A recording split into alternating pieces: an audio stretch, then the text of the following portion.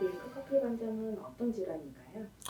밀크 커피색 반점 우리가 흔히 말하는 카페오레 반점이라고 얘기하는 그 색소 질환인데요. 그거는 이제 피부의 가장 기저층에 있는 그 멜라닌 색소 세포가 많이 이 증식이 되어 있고 색소 세포에서 색소 분비를 많이 해서 생기는 어떤 표재성 이 색소 질환, 색소 반점이라고 말할 수 있습니다. 밀크 커피색 반점은 왜 생기나요? 대부분은 선천적인 경우나 가족력이 있는 경우가 많습니다. 우리 세상에 태어났을 때 몽골리안 스팟이라고 해서 그런 반점이 생겼다가 사라지는 경우도 많이 있잖아요. 또는 어떤 점을 선천적으로 갖고 태어나는 경우도 많이 있듯이 어떤 그런 선천적인 경우에 나타날 수 있는 그런 색소 반점이라고 볼 수 있습니다. 밀크 커피색 반점 치료하지 않으면 더 커지거나 진해질 수 있나요? 밀크 커피색 반점 같은 경우에는 신체가 커지면서 같이 조금씩 증가하는 경향이 있고요. 더 급속하게 주변 부위로 한없이 커지는 그런 것은 아닙니다. 어느 정도 사이즈로 유지가 되는데 단지 이제 우리가 어렸을 때 생겼다가 신체가 커지면서 그것도 같이 조금 늘어나는 경우도 있고 또 외부에서 환경적인 요인, 예를 들어서 뭐 자외선을 많이 받았다든가 그런 환경적인 요인에 의해서 조금 더 진해질 수 있습니다. 밀크 커피색 반점 주로 발생하는 부위가 있나요? 특별히 발생하는 부위가 정해진 건 아니고요. 얼굴서부터 뭐 어떤 상체라든지 아니면 다리라든지 어느 부위든지 발생할 수가 있습니다. 밀크 커피색 반점 언제 치료하는 게 좋을까요?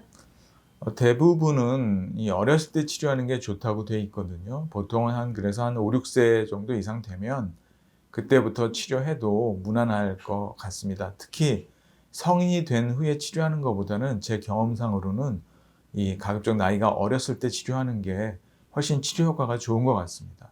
단지 주의하자면 아주 세심하게 치료를 진행을 해야 되는 게 너무 빠른 효과를 얻기 위해서 강하게 치료하는 경우에는 어린아이들 같은 경우에는 약간 흉터도 유발할 수가 있거든요. 그러니까 그걸 잘 조절해서 이렇게 강도를 조절해서 치료하면 괜찮을 것 같습니다.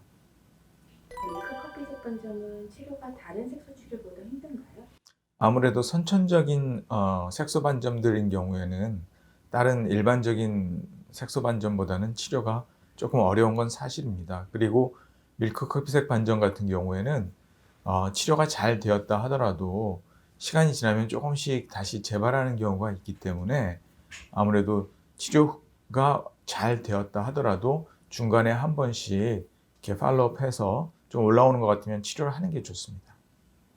밀크 커피색 반점 치료 방법은 어떤 게 있나요? 어, 피부과 전문의마다 이 치료 방법을 선호하는 방법이 조금 다를 수 있는데요.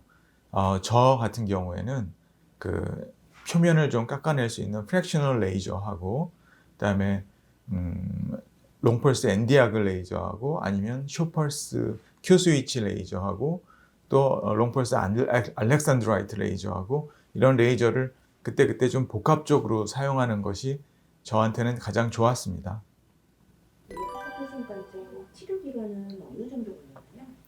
보통 일반적으로 처음 시작할 때는 한 달에 한 번 정도 와서 한 몇 차례 치료를 하고요. 그 사이즈나 어떤 강도에 따라 다르겠지만 보통 한 3회에서 5회 정도는 처음에 좀 집중적으로 치료를 하고 그다음부터는 간격을 좀 넓혀서 팔로우업을 하면서 치료를 하게 되는데 다른 선천성 모반이나 뭐 오따 모반이나 뭐 여러 가지 다른 모반들처럼 최소 치료 기간은 1년 이상 걸리는 게 정상적입니다. 그거를 좀 치료를 집중적으로 해서 효과를 많이 보기 위해서 치료 기간을 단축시키는 방법도 있는데요. 그럴 경우에는 아무래도 흉터 발생이라든지 조금 다른 부작용의 리스크를 우리가 감안해야 되기 때문에 가급적이면 치료하고 나서 충분한 피부 회복 기간을 좀 기다려주고 그리고 다시 치료하고 이런 게 오히려 저는 더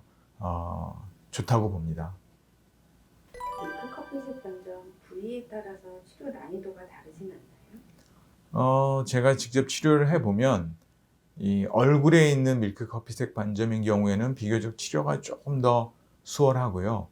이제 몸에 있는 반점, 특히 털이 많이 있는 부위의 반점이거나 또는 모공이 많이 있는 그런 부위의 반점일 경우에는 아무래도 치료 효과가 좀 더딘 경향이 있습니다. 특히 표면에 있는 색소가 많이 제거가 됐더라도 제거하고 나서 보면 그 헤어 폴리클 모낭에 있는 색소들이 끝까지 되게 오랫동안 치료에 잘 반응하지 않는 경우들이 많이 있거든요. 그러니까 그런 거에 어떤 신체 부위나 또는 모공, 털이 많고 적음의 부위, 또 자외선을 많이 받고 덜 받고 하는 부위에 따라서 어떤 치료 그 반응이 조금씩 달라질 수 있습니다. 밀크커피색 반점 치료 시 통증이 심하진 않나요? 그거는 그렇게 더 심하거나 덜 심하거나 그 정도는 아니고요.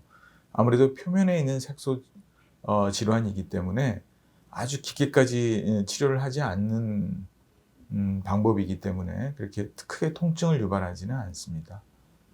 밀크커피색 반점 치료 후 재발 가능성은 없나요? 밀크 커피색 반점은 아무래도 표재성 질환이긴 하지만 표면에 있는 색소 질환이긴 하지만 그 어떤 여러 가지 자외선이나 외부의 영향이나 이런 영향으로 인해서 또 멜라닌 색소 세포의 영향에 의해서 약간 다시 올라오는 경향이 있습니다. 그래서 다른 뭐 질환들처럼 예를 만성 질환들 있지 않습니까? 뭐 아토피라든지 뭐 이런 여러 가지 질환들도 꾸준히 관리를 하는 게 중요한 것처럼 이것도 좋아지고 치료가 거의 잘 되었다 하더라도 정기적으로 한 번씩 팔로우업을 하면서 정기적인 좀 치료를 하는 것이 아무래도 유지 치료를 하는 것이 훨씬 도움이 됩니다.